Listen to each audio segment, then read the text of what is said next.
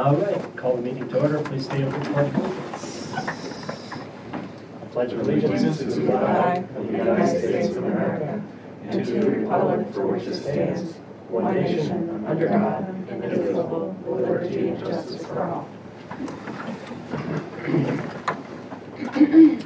All right, consent agenda.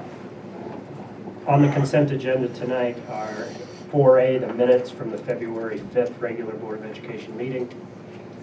5B, spring coaches. 5C, administrative and management confidential setting of salary and benefits and contract extensions. 6B, sports merger approvals. 6D and E, AV reductions, and 6F, special education. Anybody have any problems with moving forward with those items? All right, may I have a motion for the consent agenda, please? I'll move. Thank you, Martha. Second. Thank you, Colleen. And we vote online? You can vote. Oh, there we go. Thank you. I'm just signing on. Do you want to just say yes? Yes. Okay. Okay, 5-4, 0 against, motion passes. Good of the cause. Nobody wishes to speak on the board. We'll move right past that. And reports for the board. Budget status report. Data. I am well, hopefully you've been had time to look at the reports, the spreadsheets. If you look at it, we're basically on track. There isn't a lot to really highlight other than, we're about halfway through the year in terms of that. We've collected all but $2.3 million, but you'll notice our state aid still is coming in. One number I do want to highlight, which is vastly different, is under other tax items. That's a huge jump right there.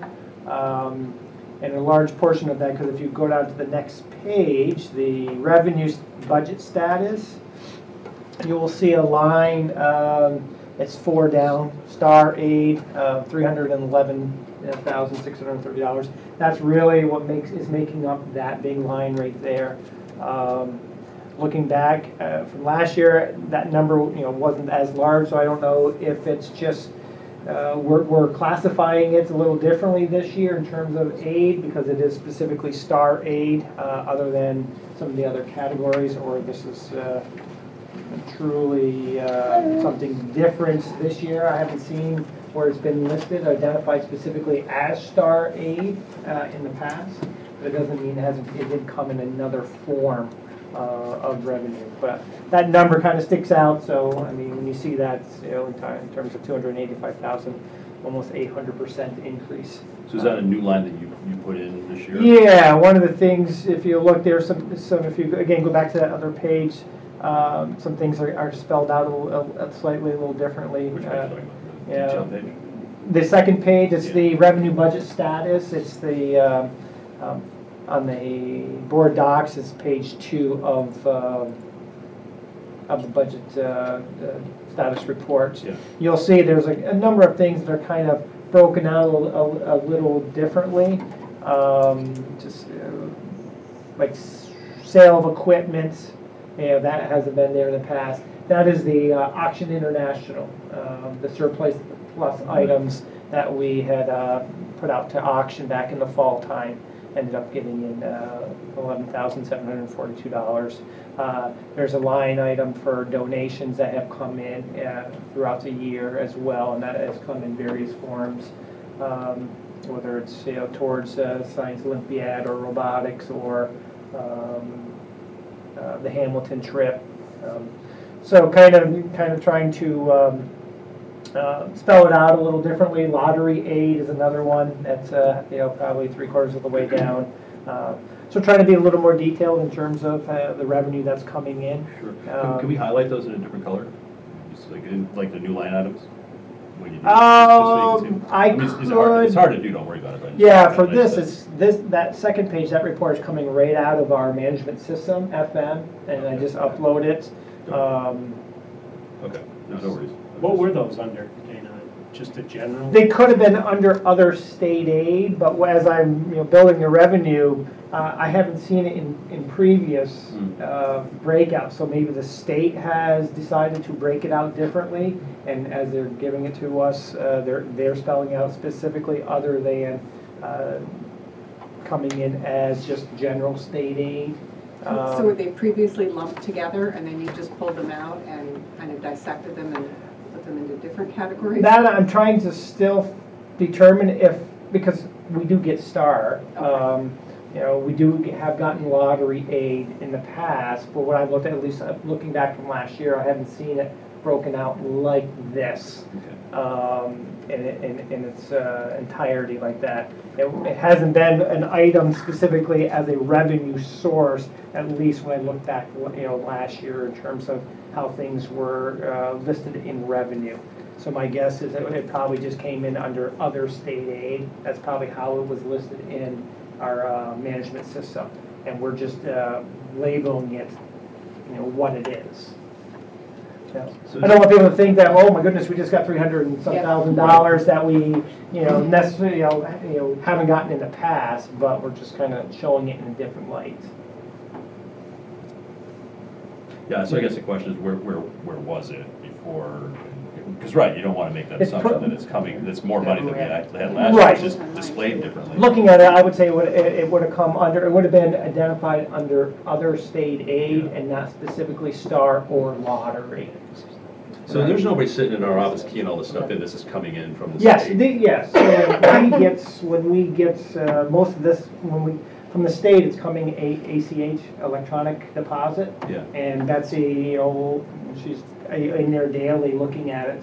So that's their designation. That's how yes, they break that's it. right. And my guess is in the past, it was just put in under other state aid, not specifying STAR or lottery. It was probably just grouped under that second to last category. So going forward, next month, we will have truly new revenue. We just got a notification, was it late last week, that we're going to be getting an additional $50,000 from a claim that was made back in 02, 03, and 08, 09, excess public aid, which again we get every year. And the way it works is you have deadlines to submit your numbers, your payments, but they also have a window in terms of when you can adjust it. So if you don't meet the deadline or you adjust it after the original deadline, it kind of gets put into what they call basically a queue. And they say, okay, yes, you've been given this money, but you won't get it for 15 years. 15 years. Earlier, no, they do. We don't. We don't get the interest. But right now, as it stands right now, if you turn in something late, right now they're saying it's an 18-year waiting period to get that money. So even though they say, yes, this is your money from the state as aid, you're not going to get it for another 18 years because you missed the first deadline. So sort of like a penalty for not submitting your reports on time. Yeah. They will still give it to you, but they're going to have to wait for it. But I'll wait for the next that came in after it came in during this month, last week. So next month's report will show that. But other than that, with the revenue, I mean we're right on par as last year. As well as expenditures, you'll see there we've spent about $10 million of our $19 million budget, so we're a little over halfway in terms of our expenditures, 52%. Last year, again, was 53%, so we are on track to where we've been spending our money last year. Questions on this? Thank you. I have a couple questions. What is tuition day school? When we have tuition students, so someone living outside the district that wants to come here, they pay tuition to come here. Got so it. that's when that was where that money would typically be earmarked. Okay. And the second thing I was wondering is, you probably look at this and 5 things pop out at you as remarkable. I was wondering if maybe we could get like a dashboard or something, not something rigid, but it's just a suggestion. The 5 things that pop out at you so that we don't have to cipher through all those pages and pages. You mean out of the revenue budget status reports? Yeah, as for well example. As, yeah. It's just for your consideration. I don't mean to impose anything, but it's a thought. Sure. Because generally, if you look at it like with the revenue and the appropriation status with that one by ST3 code, it really gives you an overview of the entire budget on the appropriation side. It's not spelled out each individual code because that will be 11 pages. This is 5 pages. If I was to give you it all, it would be 11 pages, which breaks it down even further. This gives you based on the individual codes. It doesn't show you the subcodes because you'll be looking at a lot of pages and a lot of numbers. But it does tell you basically for each major code, what's been expensed and what is left and available for that. In the near future, I mean, I think this format is going to be changing. Not quite sure yet, but we're upgrading our management system. Currently, we're using FN as finance manager, and the company finance manager has upgraded to Envision. So we're just finally going to the upgrade version of what we currently have. So it is able to kind of show some different things and all that, give you a little better reporting and all that, as well as I am also bringing in a new software called Forecast 5 and 5 Plus, and I'll be able to give you historical trends the last 5-6 years, as well as project out 5 years as well in terms of what it would look like in 5 years based on our current numbers and our current trends for appropriations. And I think that might be where once we move into, we're in the process of bringing that in. You'll be able to see, I could turn all of this into pie graphs and charts and all that, and kind of give you a different look other than just the spreadsheet and other than just a 5-page look of the appropriations. So that is in the works. So sounds good. Yeah, as we make that transition, if we have more suggestions, once you see the new look, if there's other things you want, feel free to shoot them out. Okay, thank you. Yep. Dana, one of the things that jumps out at me in revenue is the Medicaid. Yes, that is And I believe that's higher than I've ever seen. correct. I mean, if you look at it in terms of what we budgeted in the last few years for the revenue, it's almost double. Right. And that's a real credit, by the way, to the people who have to go through the paperwork here. And that's 2 groups of people. One is the providers themselves, the OTs, the PTs, the speech, who have to keep track. Right. And then the other are Lisa Risberger, Sarah Allen, and Dane Wood, who have to make sure that we submit this stuff correctly. So, because the alternative is that we still get it, but we'll get it 15 years from now. Right. So, Or when the auditor comes in and we get identified as a school that did not get the reimbursements that they could have gotten through Medicaid. And that's an annual thing. I go through and I basically put together the salaries, the benefits, and all that. And the Committee of Special Ed, Sarah and Lisa, they give me the list of the providers, the number of the students, and we kind of match them together. And this is what our expenditures were for each student based on their IEPs and their services. So we're submitting that to Medicaid, getting reimbursed. Yes. In this case, 32,000 more than you budgeted for, which is great. Right. All right, great, thanks. Yeah, and that happens every year as well as we get from our summer school and stuff like that. We get reimbursed based on the same thing, and then that's a larger percentage. We get 80% of that back from the states. So going forward, when we budget, because it 40,000 is kind of a round number, and obviously 70, that's an accurate number, 72 change. What do we do next year? We say we're gonna budget 70,000 or? Well, I'll look at it because I can look back at the last couple of years. Medicaid is almost 2 years behind in terms of actually finalizing the numbers. So Like that's I stuff that submitted- was filed 2 years ago? Yeah, like we submitted information for Medicaid for last year. It was due January 18th. So we submitted it, and they hadn't even looked at 16, 17 yet. The information was there, so it was, we submitted our information on time. They hadn't gotten around to actually calculating it yet.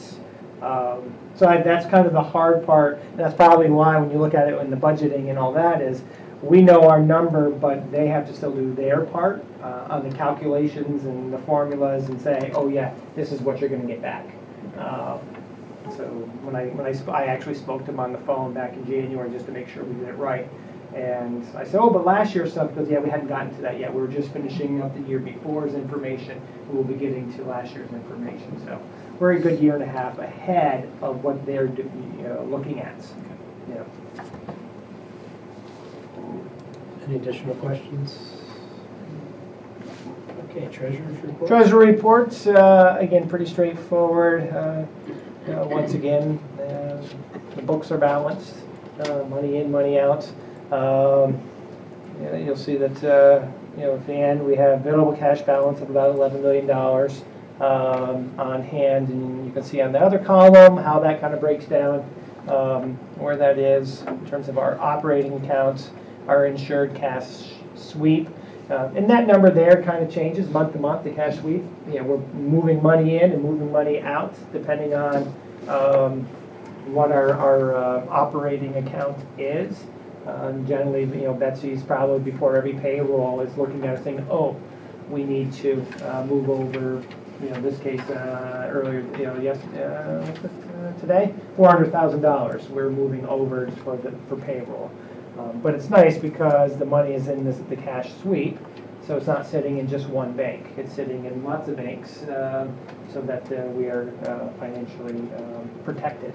We don't have $11 million sitting in NBT Bank, all in one place. And that goes through NBT. And they kind of, send it out to other banks for protection. No real. It's only outstanding checks about $35,000. So again, we are looking pretty good in terms of our bottom dollar. Yeah. Questions on the treasury report? No. All right. Thank you. Superintendent's report. Well, we've been on vacation now for 4 days straight, so right about now, I think students are sort of recognizing that they have to get their homework done and get to bed early, maybe, and get up on time so they can get to school tomorrow morning. Right before the break, our students were released at a half day. We had a half day of professional development, and that consisted of just a few things. Special ed department did some work on transition. That means transition from school to life after school. The middle and high school and the elementary school also focused on two things. One was a presentation from our local ambulance providers, and they presented the Stop the Bleed. It's part of the Stop the Bleed effort to help people become sort of the first responders in case of an emergency.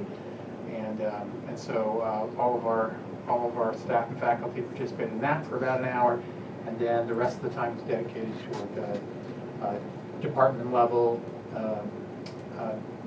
team, grade level, collaborative work that was different depending on what team, what grade level, what group of faculty were involved. So it was well planned. Thanks to the professional development team, it was productive, and then hopefully everybody has had a chance to relax a little bit, enjoy an extra couple of days off, and then we're getting back to school tomorrow. So this week is, things happening. We get back to classes, and for in the world of athletics, this is sectionals week for some of our sports. So over the weekend, they determined sectional playoffs And so our boys hockey team is actually playing tonight at Northeastern Clinton in their first round sectional game. Our girls basketball team will be playing tomorrow in their first round sectional game. They go to Northern Adirondack, and then our boys basketball team goes to Ticonderoga on Thursday for their first round sectional game. In addition to that, our ski teams already had their sectional competitions, and next week they'll compete in the state skiing championships, and that's at Core Mountain. So, best of luck to all of our teams. Absolutely. At the elementary school, this year, you'll be hearing about this or reading about it in the newsletters. They'll be participating again in Read Across America, which is an effort that is beyond our school, but our school takes it very seriously, and they've become very energetic about implementing Read Across America at the elementary school here in Lake Placid. So there's going to be a number of things going on. They already had the kindergarten reading parade that was on Friday, and then they'll begin with guest readers coming in to read with students and to students. There'll be reading challenges, there'll be class competitions. Very committed students will be documenting the number of minutes they've been reading, and teachers will be making sure they keep track of all of that. And then there'll be dress-up days throughout the month of March. So just for fun, I thought I'd share with you, March 1st is the kickoff rally, and so students will wear red and white for the Cat in the Hat. Of course, the Cat in the Hat will be arriving as a special guest. On March 8th, our students will wear polka dots and animal shirts for Put Me in the Zoo. You might remember that, classic. March 15th, you all know this one, students will be wearing green for Green Eggs in Hand. March 21st, that's a Thursday, students will wear a shirt showing a special place for Oh, the Places You'll Go. And March 29th is Backwards Day, so I guess students dressed backward for Wacky Wednesday. And I don't think I'm as familiar with that one as I am with all the other books, so I'm going to have to get a copy of that. So anyway, pay attention, Read Across America in the month of March at the elementary school. And then just on the financial side, you know, we mentioned a few things along the way, so I'll just mention a couple of things that have come up. The governor's 30-day amendments to the executive budget have come in, and you might recall a little fear going through the public school community because of a shortfall of over $2 billion that he announced. But there were no significant changes to funding for public education. So we don't expect to see too many changes as a result of his 30-day amendments. The Board of Education does have a scheduled budget work session for next Tuesday evening. We really don't have any new information. We had expected to know more about health insurance, and of course health insurance information comes from the meeting of the Joint Governing Board. And I believe the meeting of the Joint Governing Board was scheduled for one of those days where the weather was at least forecast We had to school be very closed up north. difficult. So the Joint Governing Board meeting was canceled, so we don't really have our health insurance information. So maybe that could be a conversation about whether or not we need to meet next week. That'll be something that I guess we'll talk about some more. And then the following week, I'll be in Albany meeting with area legislators. We do have an annual advocacy day where school superintendents get a chance to discuss state level funding with our legislators. So I'll be doing that. That's a couple of weeks from today, I believe. So that's everything. Any questions or comments from you? I did see the Alice letter come home in Torrance backpack, so that was interesting to see. Parents have been really receptive to it and understanding the process. So. Yeah, and the elementary school, I think, is presenting it to students, to the children there in a way that I think is, they're recognizing that these are young kids and they're trying to make it understandable and not reduce the level of anxiety that goes along with that. I just wanted to thank, I think it's you and the rest of the staff for appropriately, so far, knock on wood, using our snow days. There was an article in the paper about Saranac Lake has gone over. Yeah, I think my wife might have limit, as are many other districts in this region. Yeah, and we're not, and Tupper Lake is not. It was tough there. When was it, last week, when we ended up with, what, 4 inches when they had forecast like a foot? But I think some outer areas around this part of the state, they did get pummeled. We didn't. We did Um, Thanks. Roger, do you get some break time when this vacation occurs? Sure. Good. All right, anything else? Okay, good. Information for the board, there are 2 items in the executive content. One is a letter from E.M. Cooper Library of Wilmington requesting an increase in funding from $13,500 to $14,250. As is stated here, it is a separate account, or the voters vote on it separately from our budget, so it's not included in our budget. It's a different line item. So, and the other is the asset reduction letter for 2019. So, if you get a chance, look up the 6900 policy is just how we dispose of these type of things. But do you have any comments? No, with these, we end up going, I think in the memo it says, we use both these. Yeah, we fill up a pallet, we tell them it's full, and we did it 2 years ago. So Tom and Joe have been going through and basically looking through all of the closets and things like that. The machines that have not probably been touched in years.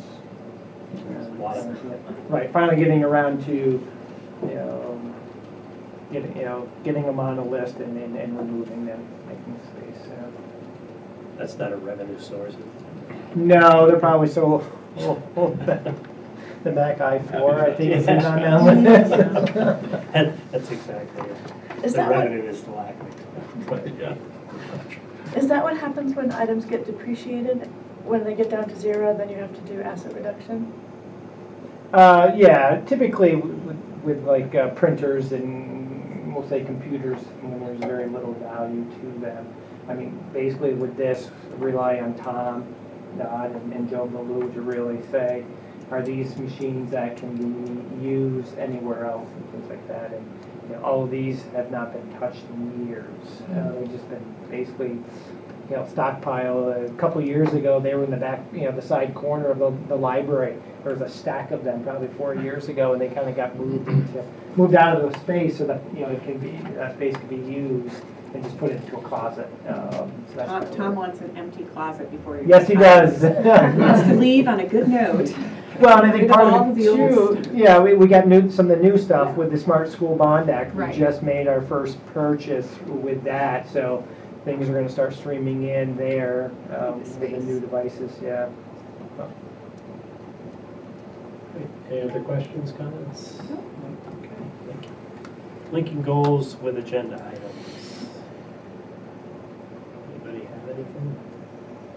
Sure. So budget status report, number 6, finance, treasurer's report, same. Superintendent's report, number 1, students first and foremost, information report. That was, let's go back to that a second. I have it under, getting the asset reduction, and also the Cooper Library request for additional funding is finance. Under personnel, the faculty staff transfer. I don't know how Roger views this, but I put it under education, good or better or worse. And spring coaches, leadership, and students first and foremost. The sports merger, I think, certainly under finance, and that's probably the main driver, right? Yeah, you think lack of numbers and all that. And lack of enough students to play, and students first and foremost. And then the AV reductions, finance. And special ed, obviously, number 2, education. That's what I got. You see what That's it? Would you like to? You know what he did on the bus trip down to the government? Yeah, there you go. I think something. Wow. Anybody want to add anything? No. Well, what That's about a chance. writing things down? I'm sorry? How about music in our schools? Music in our schools. First, students first and foremost. Okay, missed that one. Great job. Where was that? 6A. Yeah, kind Wow, you get demerits, Jeff. of, sorry. Not great. Falling down on the job here. know I don't speak French. Thank you. Nobody's perfect. All right. All right, minutes. Minutes of board meeting was under consent. Can we skip personnel? Just go right by that? No, we have to do 5A, sorry. Right, that's what I'd like to skip. I know. For obvious reasons, but, so personnel, faculty, staff transfer is 5A. Recommended action upon the recommendation of the superintendent. Accept the resignation of Sarah Allen as CSC chairperson and grant her the transfer as teacher at the middle and high school effective June 30th, 2019. May I have a motion, please? With regret. Steve. A second? I'll second. I just echo Roger's regret in accepting Sarah's request to resign. She's been, with limited exposure that we've had to her, she's been great with responding to everything we've asked of her, so I'm sure others have things to say. So does she have a position in the district now when she comes back? Oh, yeah, she'll be returning to the classroom. Okay. And so really, this is one of those bittersweet moments, you know, Right. because, you know, as Rick pointed out, you know, she's been outstanding in this role, and our special ed program is top-notch, really thanks to her leadership. That being said, she was a terrific teacher, and she's going to go back now to working directly with kids. And I know that's going to be for her the main driving force here, and I know it's going to kind of get her back to that point where the rewards of what she does is going to really be evident to her. And I'm really happy for her in that respect, and I'm really happy for the kids she's going to work with. But there's no doubt about it that what she has done for our special ed program is just outstanding, and that piece, you know, we're going to have to figure out as we go forward. So she is, was it middle high school that, or Yeah. she came through? Okay, well, that's wonderful for the kids. Yeah. Is it the board's place to, I'm always thinking thank you notes in the local games. Is it the board's place to send her a card saying thank you for great work? You can, do you want me to get I one? think we should certainly Sure. I think in particular because of her work directly with the board. And, you know, you haven't seen as much of her this year as you have in the past, and there's good reason for that. Because she's put together quite a program that I think at this point everybody here has recognized. I think my guess is that you're very confident in what's going on. Yeah, very confident. But she's always ready. You know, she's always ready to come here and explain more to you and to share with you more. And the other thing that she's always done, in working with Lisa Risberger, who's also, by the way, a terrific asset to this program. Lisa Risberger, who does all of the, you know, the record keeping and all the communicating. It's massive with special education. She prepares all of the packets that you read and all that. But you know what they've done is, as you've provided feedback over the years, and when I say you, I am talking about past board members as well, who have provided feedback about, you know, what they're looking for, what they would like to know, and how they would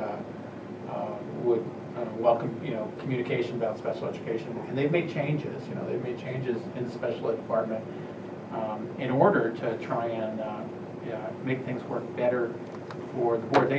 They recognize, I think we recognize that, you know, your role, which I think sometimes I know can really feel challenging, which is, you know, you're being asked to approve some pretty high-level stuff. You know, these are programs for students that are intensive, require many resources, financial, human resources, and otherwise. And I know that at times, you know, members of the board have felt, you know, you know, they really wanted to be well-informed for that responsibility. And I think that, you know, Sarah and Lisa, working with her, have always done their best to try and provide you with as much good, high-quality information without overwhelming you, although it's always overwhelming, without overwhelming you. So, yeah, I think that kind of work directly with the board would really warrant that. Super. Is Lisa Rusberger a candidate to take over chairing that committee? No, Lisa Risberger is in the support staff area. Huh. So where she does an excellent job, and that is not to, well, she does an outstanding job, really, she does. But this position is, in our district, it's a teacher on special assignment. So it is someone who's a full-fledged teacher who also has the administrative wherewithal to be able to organize this incredible program. In other districts, it's an administrative position. And we've talked about that here before. Matter of fact, back when the board approved Sarah's assignment to the CSE chair, we did discuss the merits of teacher on special assignment versus administrator. And you know, so that's always there. Thank you. How would you like to vote? That might be a little bit on my track.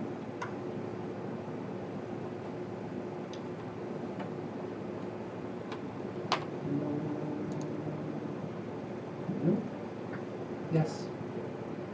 So we have 5 yes, 0 against, 6, yes. 6, we jumped to 6, thank you. 6, 4, 0 against, and motion passes. The next is spring coaches, which was consent, as well as the administrative and management confidential salaries. And now on to additional action items. Read the proclamation first or after the motion? Is there I don't think Mary read it last year. I Okay. think she just said as. as per? Yeah. Okay. Oh, I've been practicing all day. Oh. You can read it. No, that's okay. It was in your packet, the proclamation recognizing Music in Our Schools Month, which is March 19th. So the recommended action is approve the Music in Our Schools Month for the month of March 2019, as per the attached. May I have a motion, please? Yes. Thank you, Colleen. Second? Second. Any discussion?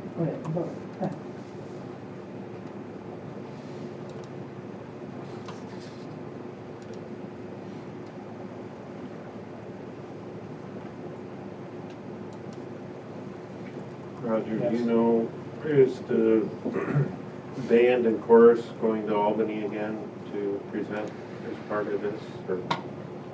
Yes, so the middle school band and chorus is still planning to take a trip to Albany, as they were planning to do last year. And we are crossing our fingers for better weather than we had last year, which we never made it last year. Don't want to disturb his thought. I know, it's okay. Right, sorry. No, that's okay. That was on the roll. Yes. Yeah, That's good. 6, 4, 0 against, proclamation is passed. The sports merger approval, which is the girls' tennis in Saranac Lake and modified softball with Keene, is under the consent. 6C is the calendar approval. Recommended action is be it resolved, the Board of Education adopts the school calendar for school year 2019-2020 as presented by the superintendent of schools, with the understanding that said calendar is subjected to change due to unforeseen circumstances as attached hereto and incorporated by the reference. May I have a motion, please? Yes. Thank you, Dan, a second. Jeff, thank you. I do think it's great that they get 2 full weeks at Christmas next year, just the way the calendar happens to fall. So that's exciting. And they still get their 2 weeks at I know. Easter. How often does that happen? Very Not often. very often. No. That's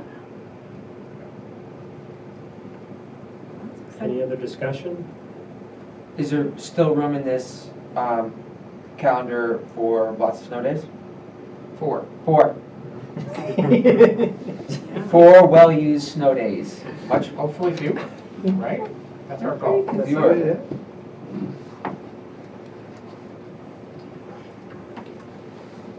Okay, motion passes 6-0. Wait, Martha hasn't voted Whoops, yet. sorry. Oh, I'm sorry.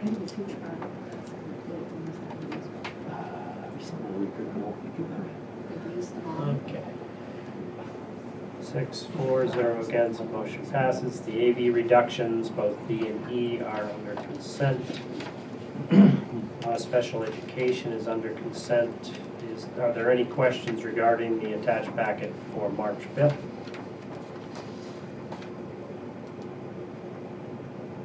If not, No. we will enter the adjournment phase. Next meeting, date, location, budget workshop.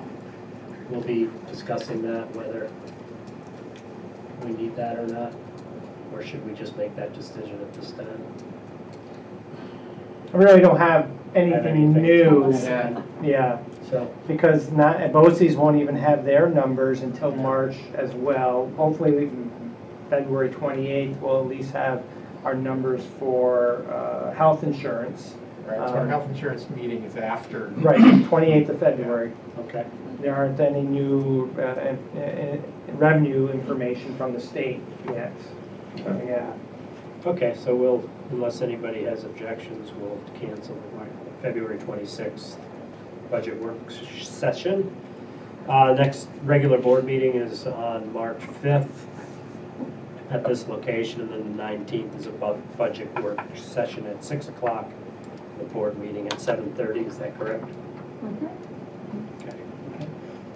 And then if we go into April, those are regular board meetings. Old agenda topics, the board member orientation. I have signed up for 2 webinars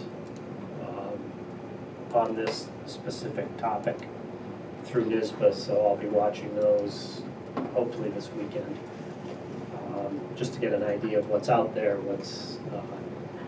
what's advised, and so on and so forth, so that we can move forward with that. If anybody would like to join me, some time and meet at my house, drink orange juice and watch. Can anybody just sign up for them? Yes.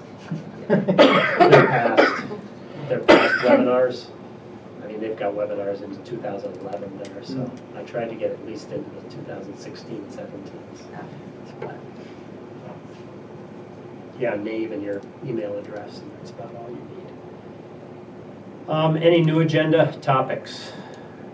Yeah, I'd like to get on the agenda for the next meeting, just to do a short presentation on Science Olympiad, and specifically some of the things I learned at this invitation we had at Cornell this past weekend, and how other schools are using Science Olympiad as sort of an acid test to see how their STEM programs are doing against not only public schools in their states, but public, private, and also across the nation. Pretty interesting, and it was quite an eye-opener in talking to some of these other schools. I'd like to just share with the board. 5 minutes. PowerPoint. PowerPoint, you betcha. Music? Absolutely. Anything I'll else? bring a guitar. Okay. Live music. Live music. Any other new? Okay. Oh, I hate to end this so early. Sorry it was late, jeez. Okay, adjournment phase, recommended action motion to adjourn the meeting at 7:15 PM. Make that motion. Thank you. Second it. And Colleen, all in favor? Aye. Aye. Thank you very much, everyone. You're Try and get to a basketball. Oh, yeah, yes. You can get there before. Yeah, you might be halftime. Oh. Everybody have. Bye, everybody.